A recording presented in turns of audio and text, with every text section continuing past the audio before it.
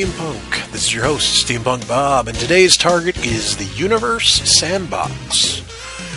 A friend of mine specifically asked me if I had ever played this game, and I had messed with it a bit before this review. The thing is, I have no real idea how to review this, because it's not really a game in any real sense. You have no externally enforced goals, no resource limitations. The only thing that restrains you is your imagination and your own comfort with the interface. Not even physics can prevent you from playing with things the way you want.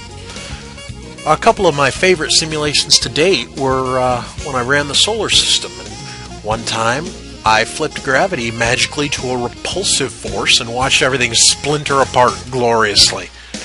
Another time, then I turned off gravity to send things away from the sun for a bit, then turned it back on with a vengeance and watched everything kind of do slingshot maneuvers around the sun. It was fantastic. What happens if the Earth suddenly had the mass of Jupiter? If the sun's mass became insignificant? How many moons can you give Earth before collisions start becoming hilariously common? Could the sun have rings like Saturn? The calculations don't cover everything, obviously.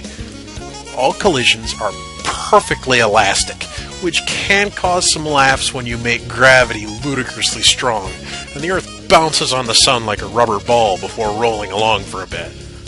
Gas giants even get in on the fun here, and have developed an outer shell of bouncy rubber. Heat of stars also, obviously, doesn't play any effect, so the aforementioned sun rings might not be possible in reality, even if they work in the sandbox. There's also the issues of running such complex differential equations with time steps. I was curious to see if the simulation covered the idea of stars aging and dying, so I cranked up the time step on our own solar system, only to see that when the steps were years apart, everything orbiting the sun had managed to blast off into being a rogue body, this one insignificant yellow star wandering the galaxy alone. You can use quite a few different artistic effects on things, such as coloring objects based on their velocity or acceleration, which does make rings or the asteroid belt look quite lovely. So, should you get Universe Sandbox?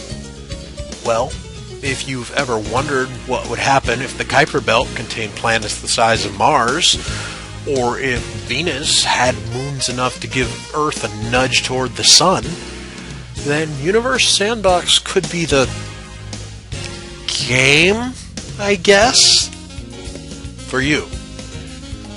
But if you're looking for challenge or difficulty, then it has none of those, because it is an astrophysics toy.